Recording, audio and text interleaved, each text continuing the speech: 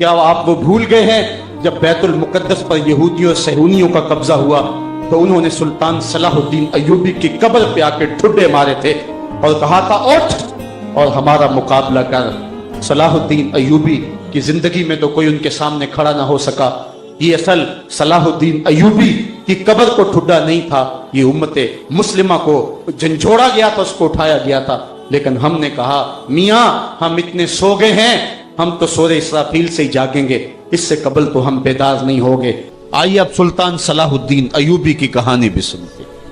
یہ اسلام کا مجاہد اعظم، یہ حلال اور صلیب کی جنگوں کا ہیرو، اور جس پہ امت اسلامیہ کو آج بھی ناز ہے، اور آج صدیاں گزرنے کے بعد یہ سینوں میں دل کی طرح دھڑکتا ہے۔ سلطان ایوبی کا نام آج بھی دلوں پہ نقش ہے، اور اس کا نام سن کے مردہ جانوں کے اندر بھی زندگی کی حرارت پیدا ہو جاتی ہے۔ اس کے زمانے میں ریجینالڈ بدبخت ایک انگلستان کے شہزادے نے حاجیوں کے قافلے کو روک لیا اور ان کا سامان لوٹ لیا۔ انہوں نے کہا ہم حج پہ جا رہے ہیں، تو نے ہمارا سامان لوٹ لیا، ہمیں جانے دے۔ تو اس نے دریدہ دہنی کرتے ہوئے کہا بلاؤ اپنے نبی محمد کو جو تمہاری جان چھڑائے۔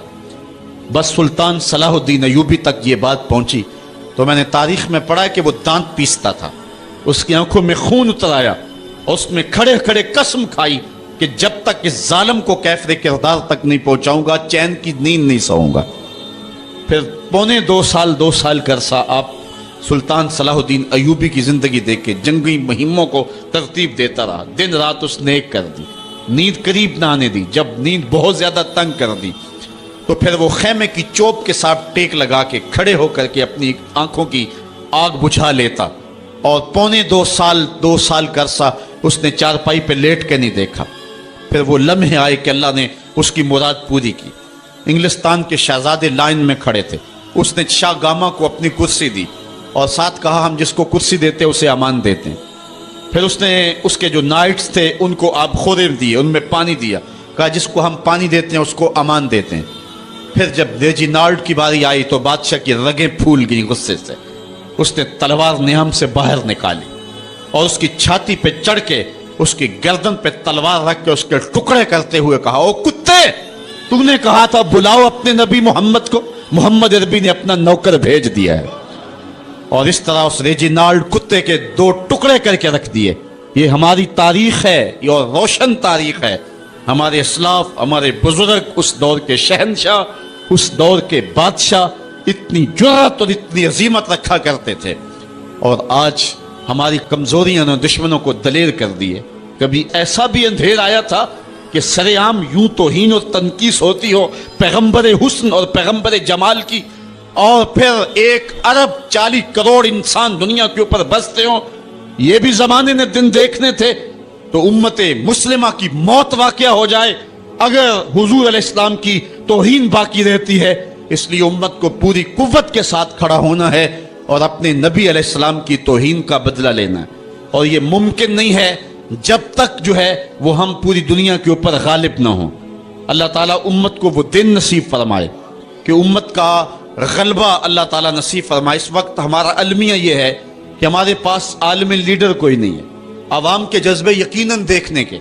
سیریا کے بچوں کو میں نے دیکھا کہ وہ چھوٹے چھوٹے بچے، انہوں نے ہاتھوں میں کتبہ پکڑا ہوا ہے، اور میں اس منظر کو دیکھ کر کے کتنی دیر تک سکتے میں رہا۔ اس کے اوپر لکھا ہوا تھا اقتلونا ولا تسبوا لنبینا، ہمارے ٹکڑے کر دو لیکن ہمارے نبی کو گالی نہ دو۔ ان بچوں کے درد کی کہانی کلیجے چیر رہی تھی۔ یہ محبتوں کا عالم، وہ اقبال نے کہا تھا چمن میں رخت گل شبنم سے تر ہے، چمن میں رخت گل شبنم سے تر ہے، سمن ہے سبزہ ہے باد سحر ہے، مگر ہنگامہ ہو سکتا نہیں گرم، یہاں کا لالا بے سوزے جگر ہے۔ اس وقت امت بے امام ہے، امت کے پاس جو ہے وہ کوئی ایسا شخص نہیں ہے جو امت کی رہنمائی کرے۔ ملک بھی خالی ہیں اور عالمی لیول پہ بھی ہم کسی امام سے محروم ہیں۔ اللہ نے وہ دن نصیب کرنے ہیں، ہم صفے سیدھی کریں، بس ہمارا کام اتنا ہے۔ صفے سیدھی کریں گے تو امام بھی اللہ بھیج ہی دے گا، اور وہ وقت آئے گا کہ اس کے جھنڈے نیچے ہم کھڑے ہوں گے۔ اور ہم نے تاریخ میں پڑھا ہے، کتب صحاح میں موجود ہے، بخاری اور باقی کتابیں اٹھائیں، ہمیں اس وقت کی بشارت دی گئی ہے کہ جب اساکر اسلام ترتیب پائیں گے اور پھر امام بھی آ جائے گا اور پھر امت مسلمہ وہ بانکپن پائے گی کہ صحیح حدیث میں آتا ہے کہ اگر کوئی یہودی کسی پتھر کے پیچھے یا درخت کے پیچھے چھپ کر کے پناہ مانگنا چاہے گا تو وہ پتھر مسلمانوں مجاہدوں کو بول کر کے کہے گا ادھر آ، یہ ظالم میرے پیچھے چھپا ہوا ہے۔ وہ دن بھی اللہ تعالیٰ نے ہمیں دکھانے ہیں اور پوری امت کے اوپر جھنڈا جھولے گا تو آمنہ کے لال کا ہی جھولے گا انشاءاللہ۔ آ ملیں گے سینہ چاکانے چمن سے سینہ چاک، بزم گل کی ہم نفس باد صبا ہو جائے گی، شبنم افشانی پیدا کرے گی میری سوز و ساز، اس چمن کی ہر کلی درداش نہ ہو جائے گی، آسماں سحر کے نور سے ہوگا آئینہ پوش، ظلمت رات کی سیما پا ہو جائے گی، شب گریزاں ہوگی آخر جلوہ خورشید سے، یہ چمن معمور ہوگا نغمہ توحید سے۔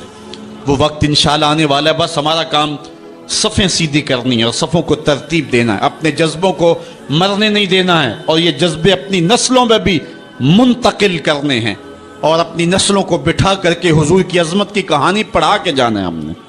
میں نے سیریا کے ان بچوں کو دیکھا تو میں اپنے بچوں کو بٹھا لیا، میں نے کہا بیٹے پوری دنیا کے اوپر حضور کی ناموس پہ حملہ ہے، بتاؤ ہم کیا کریں گے؟ تو میرا 5 سال کا بچہ ہے، مجھے حمزہ کہنے لگا کہ ابو یہ جو تلوار آپ نے لٹکا کے رکھی ہے بیٹھک میں، اس کے میں پیچ خود کھول سکتا ہوں اور یہ میرے ہاتھ میں دے، ان ظالموں کو میں کاٹوں گا۔ میں نے کہا بیٹے مجھے یہی تجھ سے توقع تھی، اس لیے کہ تیرے جسم کے اندر خواجہ دین محمد مصطفی کی غیرت کا خون دوڑ رہا ہے، اور انشاءاللہ یہ ہماری نسلیں اٹھیں گی اور اسلام کے غلبے کا خواب ہم شرمندہ تعبیر کریں گے انشاءاللہ۔ تو اپنے بچوں کو بٹھائیں اور ان کو بتائیں اور ان کو حب رسول کے جام پلائیں، ان کے اندر محبت رسول انڈھیل دیں اور ان کے سینے کے اندر یہ حرارت پیدا کر دیں، اور وہ امت کے لیے اور نام محمد کے لیے ہر قربانی دینے کے لیے آمادہ ہو جائیں۔ انشاءاللہ وہ وقت دور نہیں ہے جب پوری دنیا کے اوپر اسلام کا جھنڈا جھولتا ہوا نظر آئے گا۔ ہم نے اپنے جذبوں کو بہر صورت بیدار رکھنا ہے، اور اگر انہوں نے توہین کی زبان کھولی ہے تو کروڑوں انسان حضور کی مدح میں زبانیں کھول لیں، صبح و شام وظیفہ درود و سلام کا لبوں پہ جاری کر لیں اور حضور کے نام کا جھنڈا اٹھائیں۔ یہ گلیوں میں، یہ چوکوں میں، یہ بازاروں میں یہ احتجاج، یہ تو ایک معمولی کیفیت ہے، ہم تو اس سے آگے بھی اگر ہم بے بس ہیں، کر کچھ نہیں سکتے۔ سچی بات ہے، ہمارے اندر جو جذبوں کی کائنات ہے ان کو کچا چبا جائیں کہ جنہوں نے میرے آقا حضور نبی رحمت کی توہین اور تنقیص کی ہے، اس لیے جو ہم سے بن پڑا، جو ہم سے ہو سکا ہم نے وہ ضرور کرنا ہے۔ وہ کیا کہا تھا سودا نے کہ مجنو لیلا سے بازی نہ لے سکا پر سر تو دے سکا، کس منہ سے کرتے ہو دعویٰ عشق سودا، تم سے تو یہ بھی نہ ہو سکا۔ ہم نے دیکھنا ہے کہ ہم کیا کرتے ہیں، اس حوالے سے ہمارے جذبات کیا ہیں۔ مجھے یاد آئی آج عمارہ، سارا دن آج عمارہ کی کہانیاں میرے ذہن میں گردش کرتی رہی۔ عمارہ غزوہ احد کی نامور مجاہدہ ہیں کہ جب بھگدڑ مچی اور کچھ تو خون ہونے لگا اور عجیب کیفیت بن گئی، تو اس وقت حضرت عمارہ خاتون ہیں جو اس جنگ میں ساتھ آئی تھی، کس کام کے لیے آئی تھی کہ کوئی زخمیوں کی مرہم پٹی کروں گی، لیکن جب دیکھا کہ حضور تنہا ہے اور تیروں کی برسات ہو رہی ہے، عمارہ تلوار لے کے میدان میں آ گئی، اور حضور نبی رحمت نے فرمایا کہ میں جدھر دیکھتا تھا مجھے عمارہ ہی نظر آتی تھی، اگر ادھر سے حملہ ہوتا آگے عمارہ کھڑی ہوتی، اگر ادھر سے حملہ ہوتا تو عمارہ کھڑی ہوتی۔ میں کہتا عمارہ تیرے نام پہ میری نسلیں قربان، جس نے محمد عربی کی آبرو کا پہرا دیا۔ اللہ اکبر۔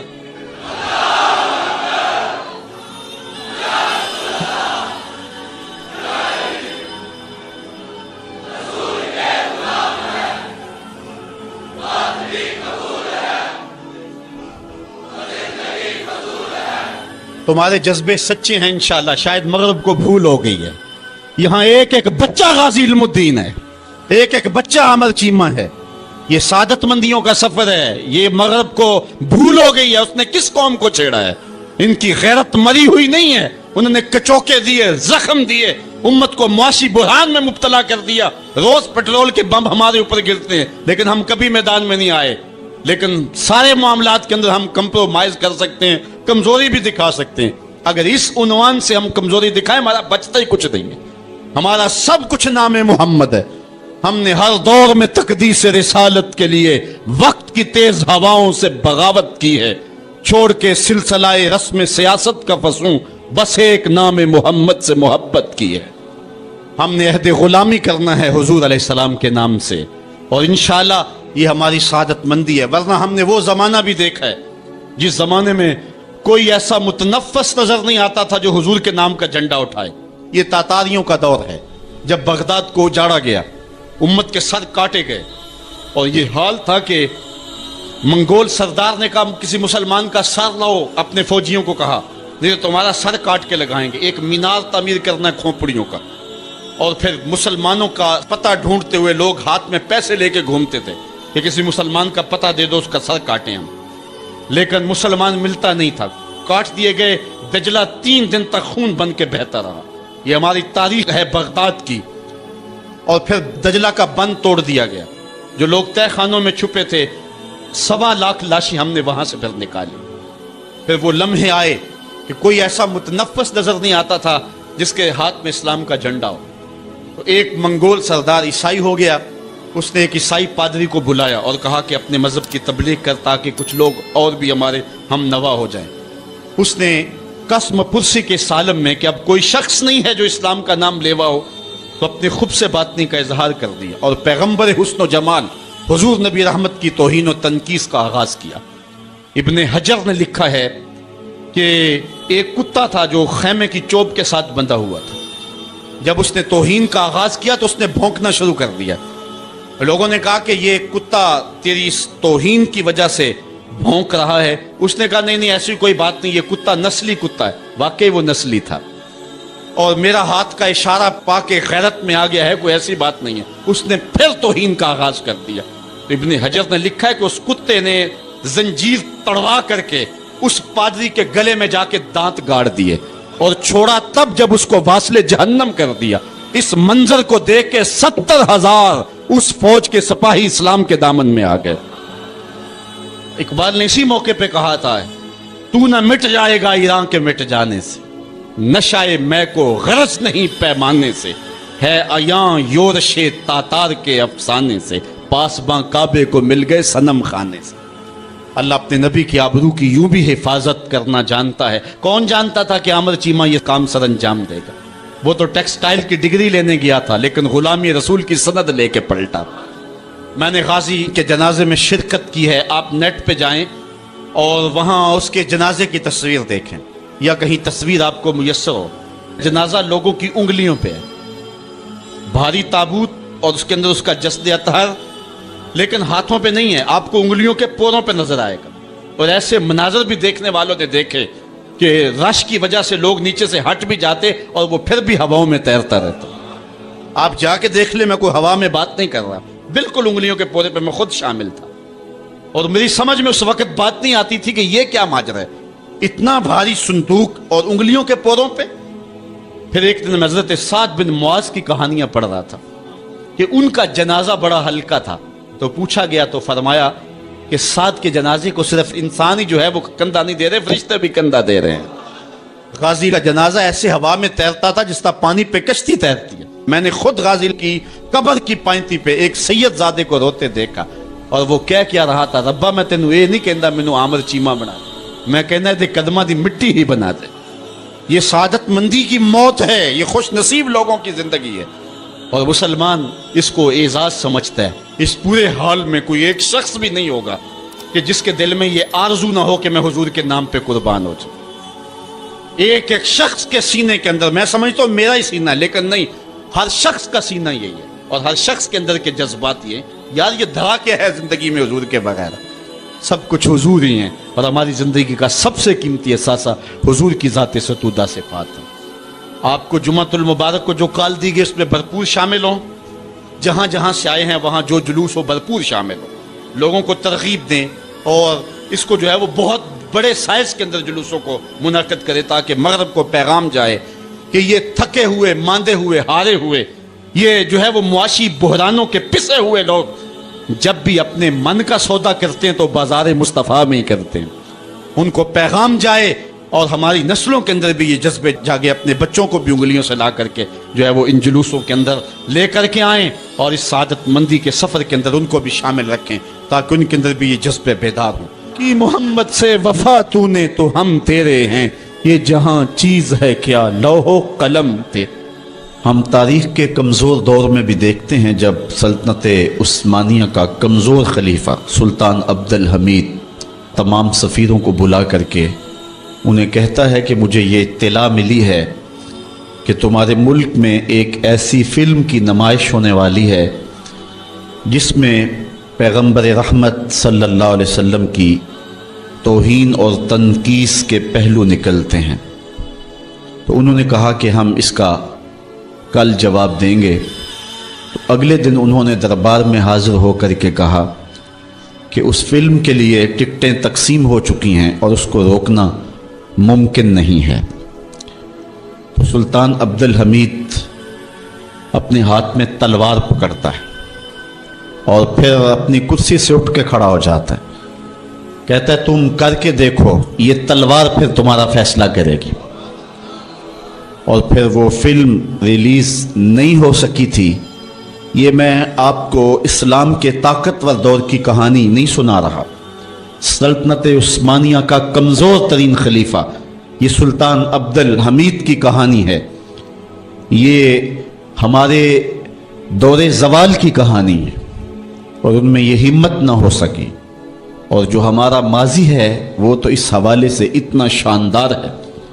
ہمارے اسلاف، ہمارے بزرگ اور اس دور کے حکمران حضور علیہ السلام کی آبرو کا جس انداز سے پہرا دیتے رہیں اور اہل علم نے جس بانکپن کے ساتھ اس زمانے میں فتوے دیے تھے، ہم بہت کچھ برداشت کرتے آئے ہیں اور بہت معاملات کو ہم جو ہے وہ سہنے کی سخت بھی اپنے اندر پاتے ہیں، لیکن یہ بات ذہن میں رکھے کہ ہمارے اندر یہ طاقت نہیں ہے کہ ہم حضور کی توہین کو برداشت کر لیں۔ ہمارا سب سے قیمتی اثاثہ اور کائنات کی سب سے بڑی دولت حضور کی آبرو ہے، اس کی جو بھی ہمیں قیمت دینا پڑی ہم ہر صورت کے اندر وہ قیمت ادا کر کے ناموس رسالت کا پہرا دیں گے انشاءاللہ۔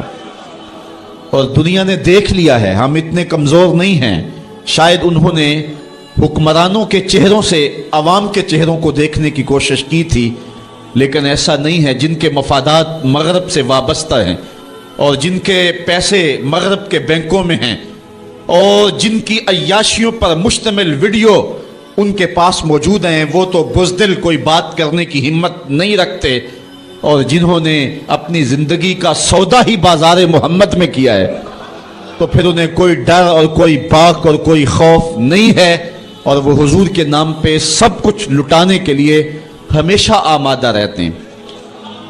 کوئی ان کے ساتھ چلے یا نہ چلے۔ لاہور کے اندر پرسوں درس قرآن کے بعد میں ایک دوسری جگہ درس قرآن پہ جا رہا تھا تو میں نے ایک تنگ گلی میں دیکھا کہ ایک بوڑھا شخص تھا جس کی عمر کوئی 80 سال کے قریب ہوگی۔ اس کا حلیہ بھی نہیں بتا رہا تھا کہ وہ کوئی مذہبی شخص ہے، اس کی وضاحت بھی ایسی تھی اور اس کا لباس بھی کچھ ایسا تھا، لیکن اپنے 10 یا 12 سال کے پوتے کو اس نے بٹھایا تھا موٹر سائیکل پہ اور پیچھے خود بیٹھا ہوا تھا اور ہاتھ میں پلے کارڈ اٹھایا ہوا تھا، اس اوپر لکھا تھا کالی کملی والے تم پہ لاکھوں سلام۔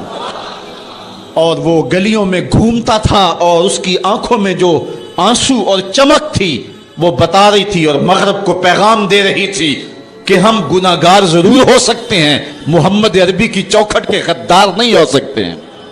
ہمارا سب سے قیمتی اثاثہ حضور علیہ السلام کی آبرو پہ قربانی دینا ہے، اور یہ ہماری زندگی کی سعادت مندی ہے۔ امام مالک نے کہا تھا کہ 2 ہی چیزیں ہیں دنیا کے اوپر، یا عاشقان رسول زندہ رہیں یا گستاخان رسول زندہ رہیں، دونوں ایک ساتھ زندہ نہیں رہ سکتے ہیں۔ اور اب وہ وقت آ گیا ہے کہ ہم پوری قوت کے ساتھ کھڑے ہو کر کے اس بات کا اعلان کریں اور پوری امت سیسا پلائی ہوئی دیوار بن جائے اور امت کا ایک ایک بچہ غازی علم الدین شہید بن جائے، غازی عامر چیمہ بن جائے، مغرب کی وادیاں بھی گونج اٹھے اور مشرق کے دیواروں در بھی گونج اٹھے، اور جدھر ہی کان لگائیں میرے محمد عربی کے قصیدے ہی سنائی دیں۔ کائنات کا ایک ایک گوشہ حضور کے نام پہ قربان کرنے کا ہم عزم کریں، اور پھر اس کی جو بھی قیمت ادا کرنی پڑے ہمارے لیے جو ہے وہ بالکل ادنا قیمت ہے۔ میرے امام نے کہا تھا، آج بھی بریلی کی گلیوں سے صدا آتی ہے، کروں تیرے نام پہ جاں فدا، نہ ایک جاں دو جہاں فدا، دو جہاں سے بھی نہیں جی بھرا، کیا کروں کروڑوں جہاں نہیں۔ کہتے ہیں حضور میں آپ کے نام پہ جان وار دوں، پھر کہا ایک جان کیا میں سارا جہان وار دوں، اور پھر کہتے ہیں حضور دو جہان وار کر کے بھی دل نہیں بھرا ہے، آپ کی چوکھٹ اتنی اونچی ہے، کروڑوں جہان بھی ہوتے تو آپ کے نام پہ نچھاور کر دیے جاتے۔ تو حضور علیہ السلام کی آبرو، حضور علیہ السلام کی عزت اور حضور کی ناموس کا پہرا، یہ اہل ایمان کی زندگی ہے، اور ان کی زندگی کا ترہ ہے، اور ان کی زندگی کا شیوہ اور دستور ہے۔ کتاب رحمت کا مضمون دیکھیے، آج آپ کو کئی لوگ بزدلی کی تبلیغ کرتے دکھائی دیں گے، مختلف چینلوں پہ بیٹھے ہوئے کمزور باتیں کرنے والے بھی آپ کو دکھائی دیں گے، کسی کی بات پہ کان نہ دھریں۔ آئیے دیکھیے قرآن کیا کہتا ہے، ان الذین یؤذون اللہ ورسولہ لعنہم اللہ فی الدنیا والآخرہ، وہ لوگ جو اللہ اس کے رسول کو اذیت دیتے ہیں ان پر دنیا میں بھی لعنت ہے اور آخرت میں بھی لعنت، وَأَعَدَّ لَهُمْ عَذَابًا مُهِينًا، اللہ تعالیٰ فرماتا ہے ان کے لیے اللہ نے دردناک رسوا کر دینے والا عذاب تیار کر رکھا ہے۔ اور آگے چل کے اسی سورہ احزاب میں فرمایا ملعونین، وہ لوگ لعنتی ہیں، یہ قرآن ہے، ملعونین، اللہ کہہ رہا ہے یہ بدبخت لوگ پھٹکارے ہوئے ہیں، اینما سوکفوا اخذوا وقتلوا تقتیلا، جہاں بھی پکڑے جائیں ان کو گن گن کے قتل کر دو۔ ابن خطل نامی ایک بدبخت تھا جو حضور کی توہین کیا کرتا تھا۔ آقا کریم علیہ السلام جب مکے سے ہجرت کر کے مدینہ تشریف لائے، مدینے سے پھر دوبارہ مکے میں جب حضور جلوہ فراز ہوئے اور فتح مکہ کا روشن واقعہ ہمارے سامنے ہے، تاریخ آپ پڑھیں، اس وقت حضور علیہ السلام نے حکم دے دیا تھا کہ جو معافی مانگے اسے معاف کر دو، جو دروازے بند کر لے اسے معاف کر دو، جو امن مانگے اسے امان دے دو، جو ہتھیار پھینک دے اسے امن دے دو، جو معذرت کرے اس کی معذرت قبول کر لو۔ لیکن کچھ بدبخت گستاخان رسول کے بارے میں فرمایا یہ جہاں بھی ملے ان کے ٹکڑے کر دو۔ ان میں سے ایک بدبخت ابن خطل تھا، اس کی دو لونڈیاں تھیں، یہ دونوں گا گا کے تنقیس کرتی تھی حضور کی، اور یہ شعر لکھتا تھا۔ ابن خطل جب حضور علیہ السلام کے لشکر کو مکے میں آتا ہوا دیکھتا ہے تو اپنی جان بچانے کے لیے کعبے کے پردے کے اندر چھپ گیا۔ اہل ایمان جب طواف کر رہے تھے تو کعبے کے پردے کے اندر چھپی ہوئی کوئی چیز دیکھی، انہوں نے ٹٹولا دیکھا تو ابن خطل تھا، پناہ تو اس نے کعبۃ اللہ کی دیوار اور پردے کے درمیان لی، لیکن حضور نے تو کہا تھا جو ابو سفیان کے گھر میں چلا جائے اسے بھی امن دے دو۔ حرم تو امن کا مرکز ہے ہی ہے، جو ابو سفیان کے گھر چلا جائے اسے بھی امن دے دو، اور یہ کعبہ کی دیوار کے ساتھ چمٹا ہوا تھا اور کعبے کے پردے کے اندر چھپا ہوا تھا۔ صحابہ نے عرض کی حضور ابن خطل یہاں چھپا ہوا ہے، فرمایا اس کو یہیں سے نکال کے قتل کر دو۔ چاہے زمزم اور مقام ابراہیم کے درمیان جو جگہ ہے یہاں ابن خطل کو قتل کر دیا گیا، اس ناپاک کے گندے خون سے حرم کی زمین کو پاک رکھا جاتا اور اس کو حرم سے باہر نکال کر کے قتل کر دیا جاتا۔ یہی قتل کرنے کا حکم دیا، کیوں؟ زمانے کو بتلانا مقصود تھا کہ حضور کا گستاخ چند سانسیں بھی زندہ رہنے کا حق نہیں رکھتا ہے، اس کو وہیں قتل کر دو۔